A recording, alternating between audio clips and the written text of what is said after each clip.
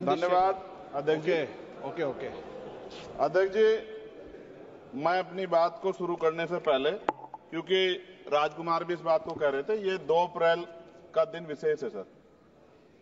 मैं जेल में था सहारनपुर, 2 अप्रैल 2018 को आंदोलन हुआ, 13 नौजवानों ने शहीदगी दी सर। मैं उनको नमन करता हूं सर। और आज फिर 2 अप्रैल है, एक और शहीदगी की तैयारी लग रही। तो मैं उन क्रांतिकारियों को भी आज याद करता हूं जिन्होंने, मुस्लिम क्रांतिकारी जिन्होंने देश की आजादी में योगदान दिया। सर, अंदाजे जमाना कहता है कि मौजे हवा रुख बदलेंगी, अंगारों से गुलशन फूटेगा, शबनम से सरारे निकलेंगी। वक्फ संशोधन विधेयक 2024 संवैधानिक मूल्य एवं सांप्रदायिक सौहार्द के लिए गंभीर खतरा है। वक्फ संशोधन विधेयक 2024 संवैधानिक अधिकारों, विधिक सिद्धांतों और धार्मिक स्वतंत्रता पर गंभीर आघात है। विधेयक वक्फ प्रबंधन को कुशल और प्रभावी बनाने का दावा करता है, लेकिन इसके 44 संशोधन इन वादों को पूरा करने में असफल है। हमारा मानना है कि इस संशोधन से स्पष्टता, साक्ष्य और मूल कारण विश्लेषण का अभाव होगा।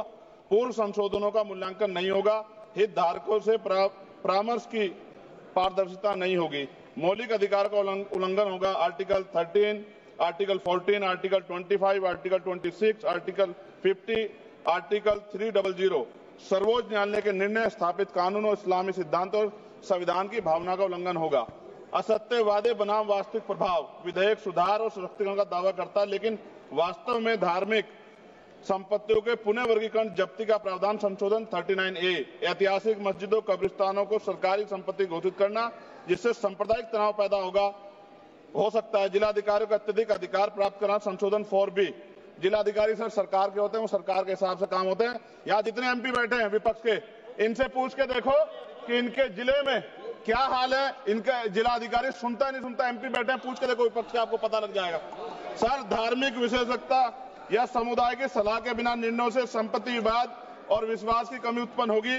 ट्रिब्यूनल की शक्ति कमजोर करना और मुस्लिम प्रतिनिधित्व हटाना, संशोधन 10B।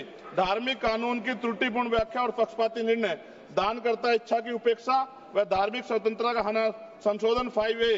दानकर्ता द्वारा समर्थन वापस, जिससे सामुदायिक संस्था कमजोर हुई। गैर मुस्लिमों द्वारा स्थापित वक्फ सुरक्षा समाप्त करना, संशोधन 104 की समाप्ति। अंतर धार्मिक सौहार्द प्रभावित होगा सर। सदियों पुरानी धार्मिक संपत्तियों पर सीमा अधिनियम लागू करना, संशोधन 27B। कब्जा की गई संपत्तियों की स्थायी हानि, धार्मिक विषयों को दरकिनार कर वक्फ निर्धारण करना, संशोधन 6C। धार्मिक ज्ञान के अभाव में संपत्तियों का गलत वर्गीकरण, पंजीकृत वक्फ घोषणाओं को अपराध घोषित करना, संशोधन 312। भय के माहौल में धार्मिक दान में गिरावट, मनमाने सर्वेक्षण को और वर्गीकरण की अनुमति देना, संशोधन 8A। धन्यवाद वकील साहब। सर, अभी पूरा दो जाने दो। सारी धाराएं पढ़ दोगे आप तो? सर, 2 मिनट में खत्म करूंगा और ये इंपॉर्टेंट है सर, मौका दीजिए सर।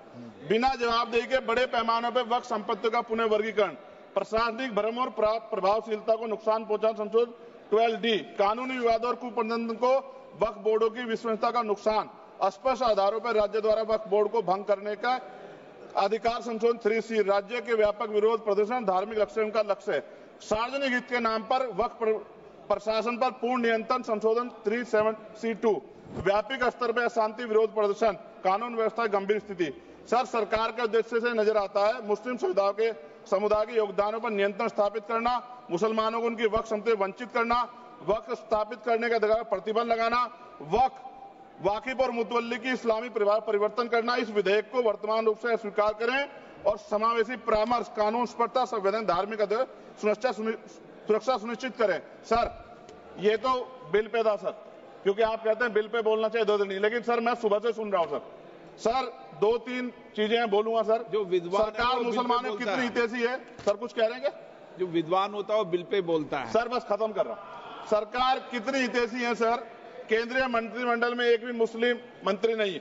सच तो यह है कि अभी ईद पे नमाज पढ़ने के लिए भी नए नियम बनाए गए, और जो नमाज पढ़ रहे थे उनके पीछे पुलिस कर्मचारी लाठी लेकर खड़ा था, मैंने खुद देखा सर। अगर सरकार इतनी देर सच्चर कमेटी की रिपोर्ट पर चर्चा कराएगी, बिल्किस बानो के आरोपियों का जेल से बाहर आने के बाद स्वागत किया गया सर। मुसलमानों की जमीन की बात है, SC/ST की जो जमीन है वो छीनी जा रही है सर। कानून से ऊपर उठकर मुसलमानों घरों पर बुलडोजर चलाए गए, सबने देखा। सुरक्षा की बात करते हैं, लिंचिंग की गई, मुसलमान मारे गए सर। कावड़ यात्रा में गरीबों के ठेलों पे सुप्रीम कोर्ट ने ऑर्डर किया कि नाम मत लिखवाओ, देश को मत तोड़ो। अंत में सर बात निकली है तो दूर तक जाएगी। पार्टी सरकार के नेता यात्रा निकाल के कहते हैं मुसलमानों को भगाओ, और कई एक मुस्लिम एमपी पिछली बार सर उनको क्या क्या शब्द निकले, कोई निंदा नहीं हुई सर, और उसका प्रमोशन हुआ। और कभी आपके नेता कहते हैं सरकार गोली मारो, और आप हिंदू राष्ट्र की बात करते हैं सर। मेरा यह कहना है सर, मैं इसका पुरजोर विरोध करता हूं और अपनी एक शायरी के साथ खत्म करूंगा। तो बहुत सुनी मैंने आज दोनों तरफ, जब तक ना बदले जालिम हुकूमत का मिजाज, एहतजाज एहतजाज एहतजाज, और ये तब तक रहेगा जब तक सर अपनी सरकार सोच नहीं होती। धन्यवाद सर।